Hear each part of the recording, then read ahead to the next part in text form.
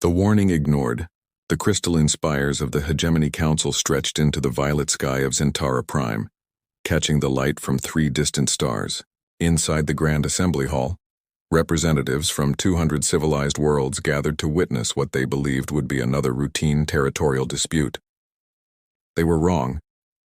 Ambassador Maya Chen stood before the council, her dark hair pulled back in a severe bun, wearing the simple gray uniform of Earth's diplomatic corps. She had traveled for 4 months through quantum tunnels to reach this place, carrying humanity's final attempt at peaceful resolution. The weight of 8 billion souls rested on her shoulders, but her voice remained steady as she addressed the assembly. The Hegemony Council's chairman, Executor Vash, lounged in his elevated throne. His species, the Corvani, had ruled this section of the galaxy for 3,000 years. Their elongated bodies shimmered with bioluminescent patterns that indicated mood and status. Currently, Vash's patterns showed amusement mixed with contempt. His forearms gestured dismissively as Maya finished presenting Earth's case for mining rights in the disputed Kepler sector. Earth's request was simple. Humanity had discovered vast deposits of trilithium in the asteroid fields of Kepler 442, a system they had been surveying for decades. According to galactic law, discovery and survey rights should grant them legal claim. But the Hegemony had other plans. They wanted those resources for themselves, and they had never been denied anything they desired. Vash's voice resonated through the chamber, translated into 100 languages simultaneously. The primitive world called Earth seeks to claim resources beyond their capability to harvest. The Hegemony has reviewed their application and found it lacking. These humans barely achieved faster-than-light travel 2 centuries ago. They have no standing to claim such valuable territories. Maya's jaw tightened, but she maintained her composure. Executor Vash, humanity has followed every protocol. We discovered these deposits. We mapped them. We filed the proper claims through your own bureaucratic channels. To deny us now would violate the very laws the Hegemony claims to uphold. A ripple of whispers spread through the assembly. Few species dared to speak so directly to the executor. The Corvani's patterns shifted to a deeper red, indicating irritation. Laws exist to maintain order among civilized races. Earth remains on probation. Your species has a violent history. Wars, genocides, environmental destruction. You are barely removed from savagery. Maya took a measured breath. Every species represented here has a violent past. The difference is that humanity learned from ours. We unified our world. We cleaned our oceans and skies. We reached for the stars not as conquerors but as explorers. We ask only for what is rightfully ours. The executor rose from his throne, his 12-foot frame towering over the human ambassador. The Hegemony has decided. The Kepler sector will be annexed for the greater good of civilized space. Your mining vessels have 72 hours to withdraw. Any human ships remaining after that deadline will be considered hostile and dealt with accordingly. Maya's expression hardened. She reached into her jacket and withdrew a small data pad, setting it on the podium with deliberate precision. Then you leave us no choice. This is Earth's formal response to your annexation. The data pad projected a hologram into the center of the chamber. It showed Earth, a blue and green marble suspended in space. But something was different. Surrounding the planet were thousands of objects previously hidden, now revealed. Ships, massive warships bristling with weapons, orbital defense platforms, moon-based installations. Mars had been transformed into a fortress world. Gasps echoed through the assembly. The Corvani's patterns flickered with surprise before settling into angry orange. You dare threaten the Hegemony? We threaten no one, Maya replied calmly. We simply reveal what has always been there. For 200 years, while we smiled and traded and pretended to be harmless, we prepared. Every human knows their history. We know what happens to the weak in this universe, so we made ourselves strong. She paused, letting the implications sink in. Executor Vash, you call us primitive, but you've never asked the right questions. You've never wondered how a species survived on a world where everything evolved to kill them. You've never considered what kind of beings could split the atom, harness fusion and bend spacetime itself within 3 centuries of their industrial revolution. You dismiss our violent history without understanding that it taught us exactly how to wage war on scales you cannot imagine. The executor's patterns now showed pure rage. You would challenge the might of 10,000 worlds? Your handful of ships against our armadas? Maya smiled then. a cold expression that made several nearby ambassadors step back.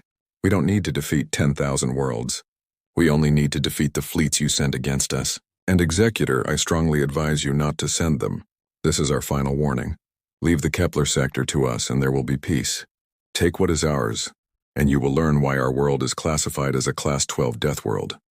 She turned to address the entire assembly. Every species here knows the classification system. Class 1 worlds are paradise.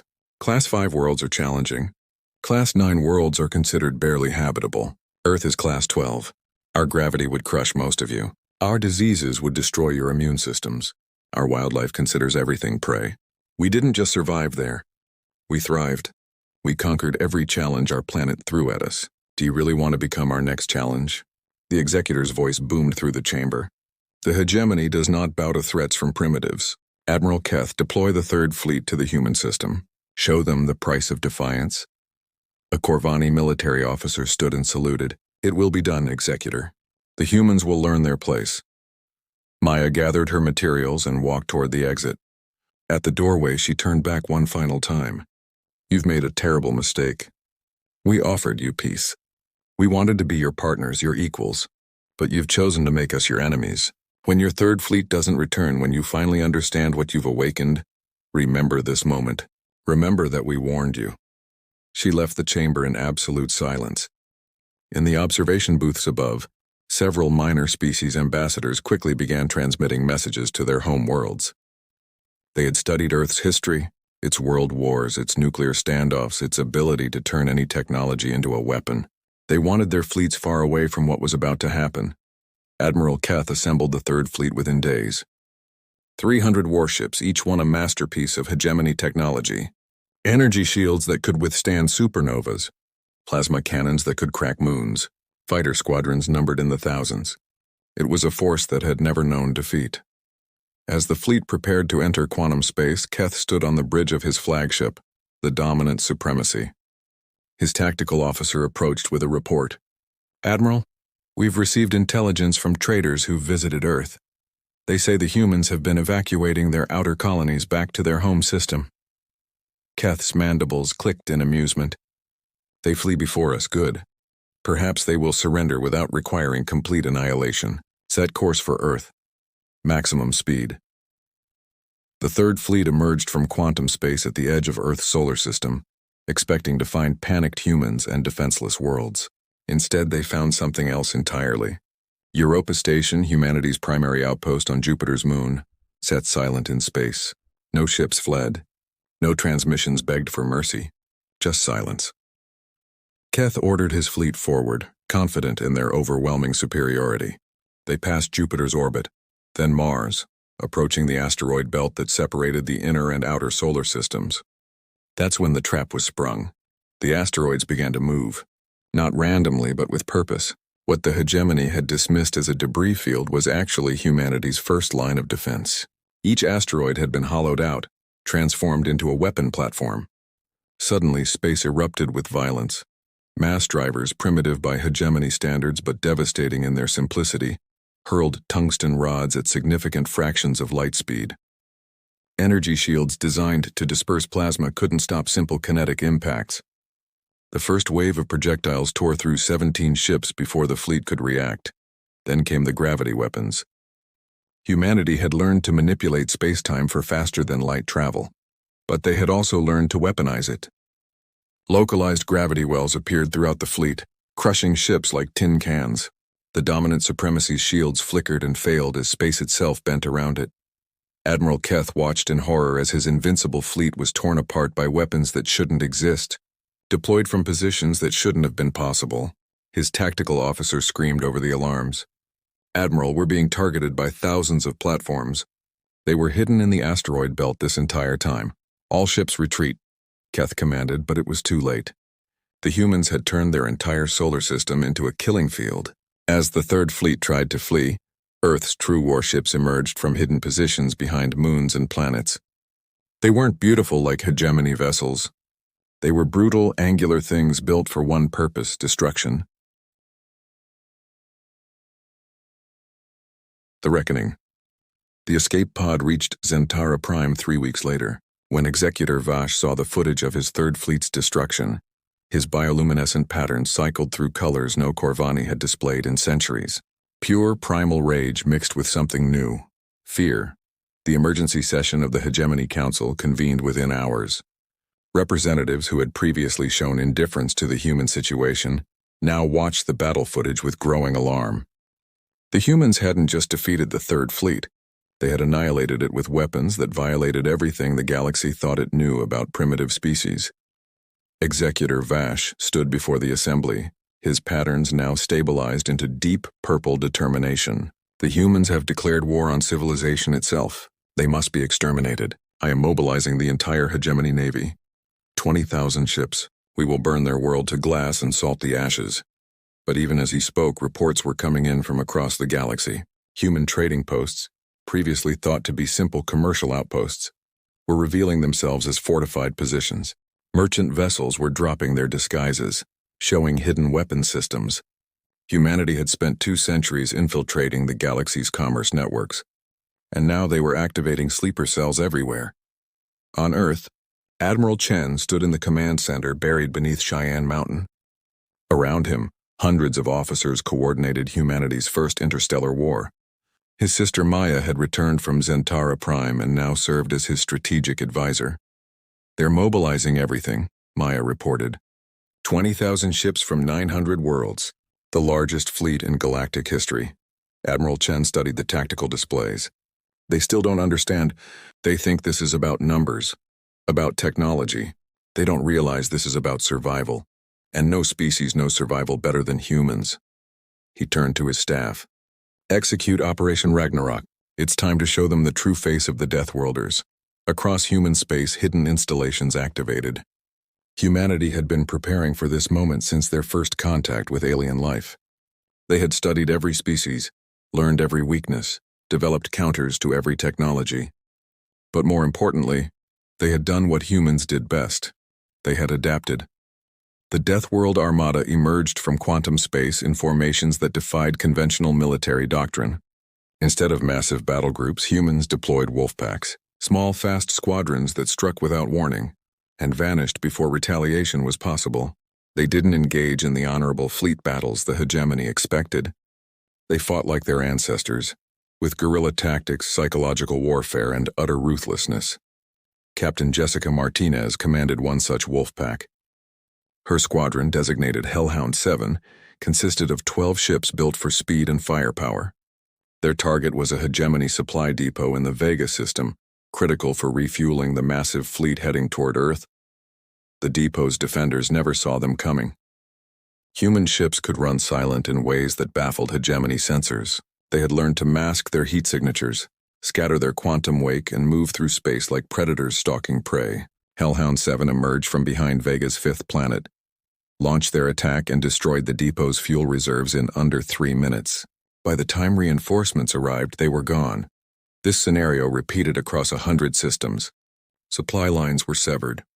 Communication relays were destroyed. The massive hegemony fleet, requiring constant resupply for their 20,000 ships, began to slow. Executor Vash received reports of human attacks from every corner of his territory, but the humans were never there when his forces arrived to respond. Meanwhile, Earth itself had transformed into the most heavily defended position in the galaxy. The planet's moon had been hollowed out and converted into a massive weapons platform. Mars bristled with defensive installations. The asteroid belt had become a minefield that could destroy any fleet foolish enough to enter it. But humanity's greatest defense wasn't their weapons. It was their willingness to do whatever was necessary to survive. When the hegemony fleet finally arrived at the Sol system, they found something that chilled them to their cores. Surrounding Earth were thousands of ships, but not just warships. Colony vessels, merchant ships, private yachts. Every human who could fly had come home to defend their world. 8 billion souls ready to die rather than surrender. Executor Vash, commanding from his super dreadnought, transmitted his ultimatum. Humans of Earth, you have fought bravely but futilely. Surrender now, and some of you will be allowed to survive as servants.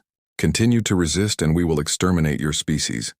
The response came from Admiral Chen himself, broadcast on all frequencies so every ship in both fleets could hear it.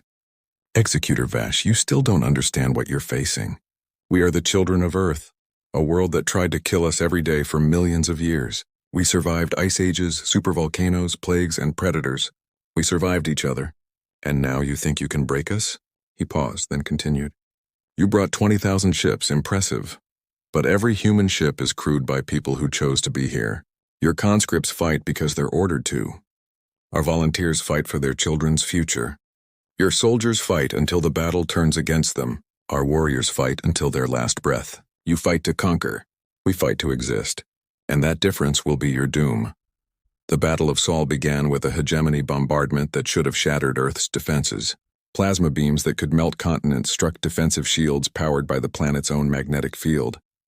Mass driver rounds that could crack moons were deflected by gravity manipulation systems. The hegemony threw everything they had at Earth, and Earth endured. Then humanity counterattacked. Not with massive fleet movements, but with surgical strikes. Stealth ships materialized inside the hegemony formation, launching antimatter torpedoes before vanishing. Drone swarms, each one carrying a nuclear warhead, overwhelmed point defense systems. Human pilots flew suicide runs, ramming their ships into hegemony dreadnoughts when their weapons were exhausted. The battle raged for days. The hegemony's superior numbers began to tell, pushing slowly through humanity's defenses. But for every kilometer they advanced, they paid in blood and metal. Human ships fought with a ferocity that defied logic. Damaged vessels refused to retreat. Crippled fighters made ramming attacks. Even escape pods were weaponized, their occupants choosing death over capture. On the fourth day, as the hegemony fleet finally breached Earth's inner defenses, Admiral Chen played humanity's final card. He appeared on every screen in the hegemony fleet, his face calm despite the chaos around him. Executor Vash, you forced us to this point. You could have had peace. You could have had partnership. Instead, you chose genocide, so now you face the ultimate expression of human warfare, mutually assured destruction. Behind him, displays showed something that made every alien commander's blood freeze. Earth's surface was opening. Silos that had been hidden for centuries revealed themselves, thousands of them, each one containing missiles armed with weapons that violated every treaty the galaxy had ever signed. Antimatter warheads, quantum destabilizers, virus bombs tailored to every species in the hegemony. If Earth falls, Chen continued, these weapons will launch. They will find every hegemony world, every colony, every station. We have spent 2 centuries mapping your civilization, and we will burn it all. You will win this battle, but your civilization will die with ours. This is what humans call a Pyrrhic victory. Is it worth it? The hegemony fleet paused. For the first time in 3,000 years, they faced an enemy willing to destroy everything, rather than submit. The silence stretched across the solar system as Executor Vash contemplated the unthinkable. Finally, his voice came through the communication channels, subdued and defeated. What are your terms? Admiral Chen's response was immediate. Complete withdrawal from the Sol system, recognition of human sovereignty over the Kepler sector, a formal apology to Earth before the Galactic Council, and a treaty guaranteeing that no hegemony force will ever threaten human space again. The negotiation was brief. The hegemony had no choice. As their fleet withdrew, leaving behind thousands of destroyed ships as monuments to their folly, the galaxy watched in stunned silence. A single world had faced down the greatest military force in known space and won, not through superior technology or numbers, but through sheer, unbending determination to survive. In the aftermath, as humanity began to rebuild and the hegemony retreated to lick their wounds, the designation for Earth was quietly changed in galactic records. No longer was it simply listed as a Class 12 Deathworld. A new notation was added. Approach with extreme caution. Inhabitants should be considered apex predators. Diplomatic solutions strongly recommended. Ambassador Maya Chen returned to the Galactic Council a year later. This time, when she entered the chamber, every representative stood. The executor's throne sat empty. Vash had been removed from power, his failure too great for the hegemony to forgive. The new chairman, a cautious creature from a species that had counseled against the war, welcomed her with genuine respect. As Maya took her place at the podium, she looked around the chamber at the faces that had once dismissed humanity as primitive. Now they watched her with a mixture of fear and admiration. She began to speak, her voice carrying the weight of everything that had transpired. The galaxy has learned a valuable lesson. We humans came in peace. We sought trade, friendship, and mutual prosperity. That offer stands. But let this war serve as a warning to any who would threaten us again. We are the Deathworlders. We survived our cradle, and we will survive among the stars. The question is, will you survive us? The chamber erupted in unanimous approval. Humanity had earned its place among the stars, not through submission but through strength. The Deathworlders had arrived, and the galaxy would never be the same.